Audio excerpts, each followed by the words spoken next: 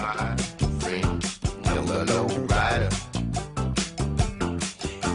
The low rider. Welcome back. 7:23. Ed Wallace has the Lincoln Continental, pretty popular car. Yeah, I haven't even thought about a Lincoln Continental, and I can't begin to tell you how long, Ed. It has been a very long time, Tim. In fact, many times I've said the problem with Lincoln today, it's kind of a dead franchise. We went from having Lincoln Mercury dealers all over Dallas-Fort Worth. Mercury went away. Now I think we have like 2 standalone Lincoln stores. Everything else has gone over to Ford. But 10 years ago, I was having lunch with Bob Lutz, who was vice chair, GM at the time, and he said, if you want to bring a car company back from the near dead, come out with great styling. And that's what they did with the Continental. It's a very Bentley-looking car, and it looks big. It is surprising it's as big as a Lexus LS sedan. And not only is it stunning to look on the outside, but they actually did everything else right too, in terms of ride, drive, handling, noise level. Now, look at the interior. This is not what we think of when we look at Ford products. And it shows you how far Detroit has come in matching the best of the best from overseas. Is it perfect like a BMW 7 Series?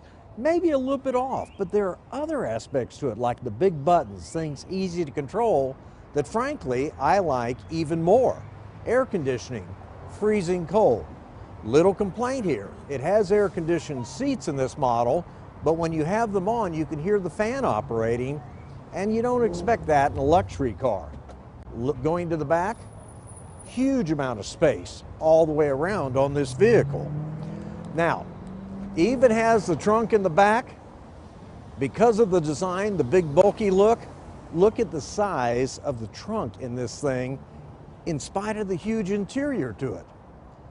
So overall, I was stunned with everything about it. I first saw it at the Tarrant County Auto Show in November, and I said, design inside and out, this was the best of the show. Now, it has too many engines. V6s, 305 horsepower, 335, 400, that's all pretty unnecessary. So, when it comes out, the Lincoln and the Ford dealers can't keep them in stock. Can you believe that? We haven't had that with the Lincoln since the Navigator came out in the late 90s. But there's a price spread on it. The base price is around $45,000. Cheap enough for this. The way this one's equipped, trim levels and options, $77,000. Still, at that money, it represents a value against other luxury cars. I'm not sure I don't like the new Hyundai G90 Genesis just a little bit more, and it's less money. But for Ford, had they brought this out 10, 15 years ago, we'd still have Lincoln Mercury dealerships all over Dallas-Fort Worth, because this one is actually going to be a very popular car. With that, y'all have a good weekend. All righty, you too. You can listen to Ed on 570 KLIF tomorrow, his car column as always, and Saturday's Fort Worth Star Telegram as well. I'd like to go around that car with the salesperson and say, okay, so what's optional on this? Well, everything you see is an option, pretty much.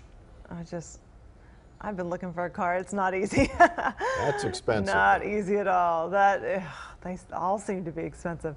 It is 7:26.